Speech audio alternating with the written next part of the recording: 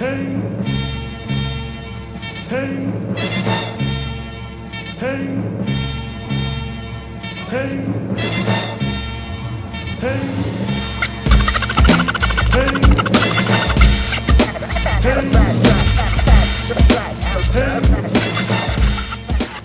Salut à tous, on se retrouve dans cet épisode pour la réflexion de la 205 XS suite au contrôle technique qui s'est pas super bien passé. Je vous laisse imaginer la tête du contrôleur quand la canalisation de frein a lâché un samedi à midi. je fais cette merde. Une bonne chipot bien relevée, c'est quelque chose, hein. La commande est là, on va pouvoir s'attaquer à la réflexion de la 205. Donc j'ai pris des Hankook parce que de toute façon en Michelin ça n'existe plus et ils sont très bien notés. Alors là j'ai pris ça en plein été. Sinon la commande autodoc classique, hein, les câbles de frein à main, les biellettes de bar stab, la biellette de direction, les rotules de direction. J'ai pris une jauge aussi. Alors j'aime pas trop prendre la marque Ridex parce que normalement c'est du bas de gamme, mais c'était la seule dispo, donc du coup j'ai pris ça parce que la mienne elle est complètement cassée. Du tuyau de cul pour remplacer mes durites rigides de frein et de quoi faire la vidange. Donc voilà ma jauge actuelle. Donc comme vous pouvez le voir, il n'y a plus rien au bout et du coup ça me fout de l'huile sur le capot. Donc du coup on va virer ça. Alors au niveau longueur, est-ce qu'on est bon? Ça me paraît pas mal. On va checker quand même. Checker même par un chouille courte. Oh non. Ça a l'air pas mal. On va voir ça. Alors voilà le risque de commander du Ridex. Vous allez voir. Ici, ça ne rentre pas. Et pourtant le moteur est chaud et tout, donc la ferraille est dilatée. Donc normalement ça devrait rentrer nickel. En plus c'est un peu huileux, donc normalement ça devrait glisser. Et ça rentre pas. Donc bon ça va, c'est un moindre mal. Je vais le poncer un tout petit peu histoire que le diamètre soit meilleur. Et ça devrait rentrer. Ça y est, j'ai perdu 20 minutes. Donc à poncer les petits anneaux là qui rentraient pas dans ce trou là. Mais ça y est, ça rentre, ça a fini par rentrer. Je vous montre. Et voilà. Donc comment perdre du temps avec du Ridex? Donc pour mon phare avant gauche, en fait le réglage était impossible car la vis de réglage est complètement de travers. Donc en fait on pouvait absolument pas jouer sur l'inclinaison du phare car en fait ça agit plus sur rien. Alors faut que je regarde où est le problème. Je sais pas d'où ça vient, mais il faut que je démonte ça. J'ai démonté mon support de phare donc pour voir où était le problème. Et en fait la fixation de la vis de réglage est complètement cassée. D'où la vis de travers, donc je sais pas ce qui s'est passé, est-ce qu'ils ont essayé de le mettre en force, est-ce que je sais pas. Ou alors tout simplement fatigué, hein. Donc voilà le remplaçant, donc comme vous pouvez voir, il est nickel. Donc j'ai pris de l'occasion, hein. Je sais même pas si ça existe en neuf ça. Donc voilà, petit remontage et le réglage devrait être possible maintenant. Et c'est remonté. Donc je me suis basé sur le réglage des phares de la 205 GTI. Donc voilà pour le réglage, on verra au pire au contrôle technique, voir s'il y a moyen de le régler sur place. On va maintenant régler ce problème de compteur, on va repasser dans l'habitacle, redémonter la casquette et voir où est le problème. Ça y est, c'est redémonté. L'avantage quand on vient de le démonter, c'est que c'est frais, donc du coup ça va plus vite. Donc on va voir ce qui se passe. J'ai découvert le problème qu'il y avait avec mon compteur. Donc en fait il y avait ce petit morceau là qui était coincé au fond et que j'avais pas vu. Alors, je m'en suis aperçu en fait en comparant le câble de compteur de la XS à celui de la 205 Rally. Donc vous voyez qu'il y en a un qui a bien le téton carré qui vient s'insérer donc dans le compteur. Et le deuxième, si j'arrive à mettre au point, qui n'a plus rien. Et donc du coup je me suis dit putain c'est bizarre, il est passé où le bout? Et en fait il était dans le compteur, d'où le problème. Voilà. Donc là on voit bien que le câble de frein à main est bien mort. Enfin, du moins, il est bouffé par la rouille. Il sert encore hein, parce que je la mets en descente et ça tient, mais bon ouais je comprends que ça soit à changer. Et donc du coup ça a pété juste là derrière.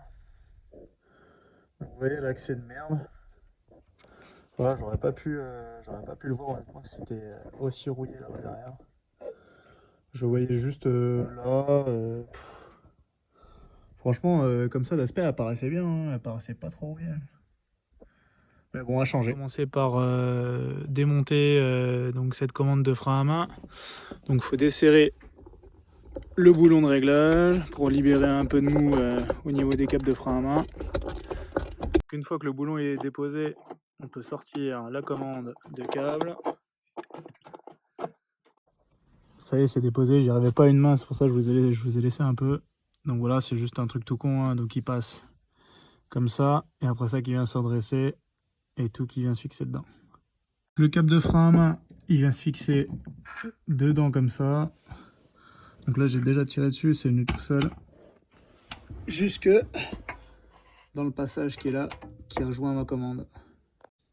Les deux câbles sont maintenant enfin sortis. Je vais passer au démontage des tambours pour pouvoir sortir le câble. C'est un écrou de 32, donc il est maté en fait au niveau de l'axe. Donc du coup je vais utiliser la clé à choc pour le sortir.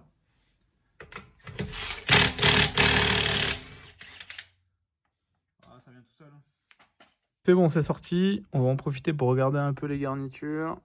Donc globalement elles sont en bon état. On voit que ça a été fait récemment. Donc voilà, j'ai plus qu'à avoir à sortir mon câble de frein à main qui est juste derrière. J'ai regardé un peu l'usure aussi du tambour. Ah, il est un peu marqué, mais franchement c'est pas trop mal. Pour sortir l'ancien, j'ai utilisé une pince multi. Je l'ai pris à ce niveau, j'ai rentré un peu le ressort et j'ai fait levier comme ça. Et donc du coup ça permet de le sortir de son logement qui est juste derrière. Vous savez, le câble est en train de sortir. Donc j'ai utilisé un marteau et un vieux tournevis. Et du coup, ça y est, il est sorti. Comme d'hab, petite comparaison de l'ancien et du nouveau. Donc on voit qu'il y a un gauche, un droite vis-à-vis en fait des espèces de petits caches là qui viennent se fixer sur la caisse. Donc moi, il faut que je prenne le bon. Donc c'est celui-là. Voilà. Et la marque que j'ai pris, donc c'est ABS. Je sais pas trop ce que ça vaut. C'est ce qu'il y avait en stock. Hein. J'ai pas trop cherché à comprendre. On insère le nouveau. Donc en chemin inverse. Hein. Dans l'orifice, on le fait passer et on va le fixer dans sa fixation. Tac. Je l'ai fait avec mes deux mains parce que c'est carrément plus simple. Une fois qu'il est rentré, en fait, une fois qu'il est rentré de ce côté, pardon, on pousse le ressort ici et après ça, il n'y a plus qu'à rentrer l'autre extrémité. Alors, à mon avis, je vais le rentrer un peu en force. Ce sera mieux avec un petit coup de marteau. Ça y est, les deux câbles de frein à main sont passés. Donc vous voyez, j'ai fait une courbe comme ça. Donc ça vient en dessous comme ça. Et après ça, ça rentre dans l'habitacle. J'ai mis un petit coup d'huile, il y a deux joints toriques. Et du coup ça glisse mieux quand c'est gras. Il n'y a plus qu'à faire le réglage et ce sera tout bon. Donc la canalisation de frein rigide, c'est celle-là. Et donc, du coup, l'avantage, c'est que j'ai juste à démonter là, donc de chaque côté. Il y a juste la partie arrière, juste entre guillemets, la partie arrière à démonter jusqu'à les trier. Donc ensuite, pour dégager la canalisation rigide et le flexible de frein arrière, du coup en fait il est fixé sur le châssis avec ce petit boulon. Donc du coup je vais le décrocher pour me donner un peu d'aisance pour pouvoir tout décrocher. Donc ça y est, j'ai décroché le dessus. J'avais préparé mon coup plusieurs jours à l'avance, j'avais badigeonné de dégrippant. Je m'en fous. Du coup c'est venu tout seul. Même pas eu besoin de clé à tuyauter, même si je vous cache pas que c'est mieux. Mais du coup c'est venu tout seul, je vais pouvoir tout décrocher et commencer la réfection de la canalisation rigide. J'ai décroché la canalisation de ces clips tout le long. Du coup j'ai juste utilisé un tournevis en faisant levier, hein, ça vient en faisant gaffe de pas péter les lamelles des clips. Donc maintenant, pareil pour devant, je vais décrocher cette partie. Ça y est, la canalisation de frein rigide côté conducteur est sortie. Donc elle s'est cassée en deux morceaux lors du démontage. Donc comme vous pouvez voir, hein, c'est tout fin ce qui reste. Donc normal que ça ait fui et cassé au test. Donc voilà, un peu la merde parce que ça a cassé. Mais bon, avec le métrage et puis le cuivre, ça devrait y aller tout seul. C'est parti pour la réfection de la canalisation. Le but c'est de recréer la même olive sur le tuyau en cuivre. Alors là, je sais pas si vous voyez, mais en gros, j'arrive pas à mettre au point. Mais en gros, sur la canalisation de frein en cuivre, ça a été mal coupé. Ah voilà, ça y est. Ça a été mal coupé. Donc du coup, je vais le recouper propre pour que ça fasse une belle olive. Ça y est, c'est coupé. Donc vous pouvez voir la différence entre les deux. Donc il y en a un à droite qui est coupé avec un coupe-tube et l'autre qui a été coupé, je pense, avec une pince coupante ou je sais pas, quelque chose. Mais la différence est vraiment flagrante et ça évitera les fuites. Sur de l'automobile, on est plutôt sur du 4,75. Donc je laisse dépasser juste ce qu'il faut. Pour l'empreinte femelle, j'utilise pas l'emporte-pièce qui est là.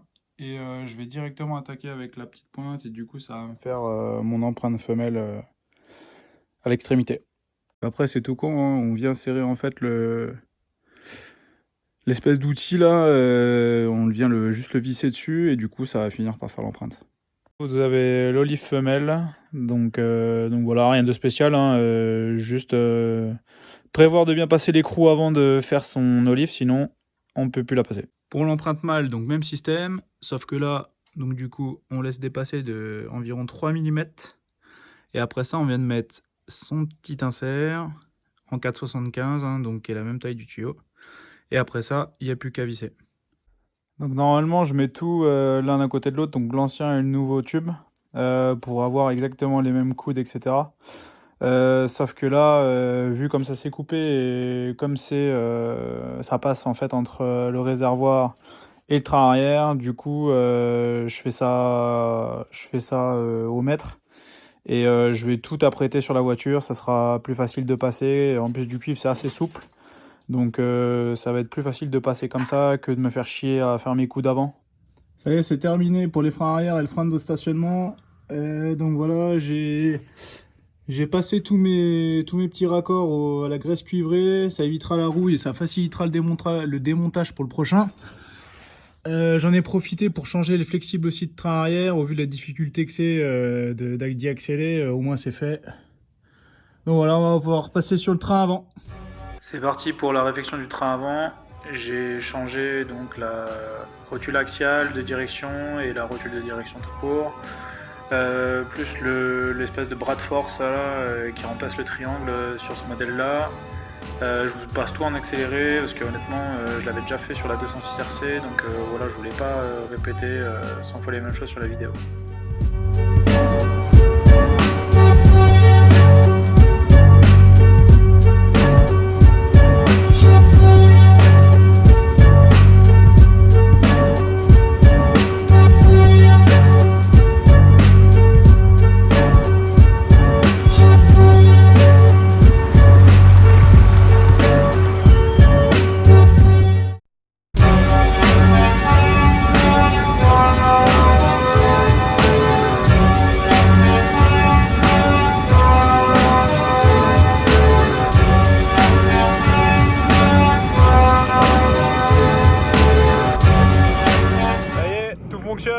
Le compteur, les freins, bon, y a encore un parallélisme à faire, hein, même combat que la 206 RC.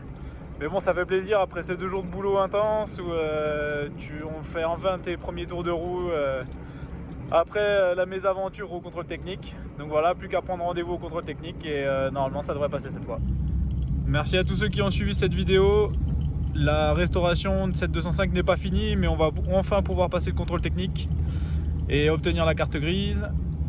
Et donc dans la suite des événements, il y aura un peu de cosmétique et aussi un embrayage, une réfection de boîte. Enfin voilà, c'est pas fini, donc si vous souhaitez voir la suite de cette 205, n'hésitez pas à vous abonner, à mettre des likes, ça fait toujours plaisir. Allez, salut!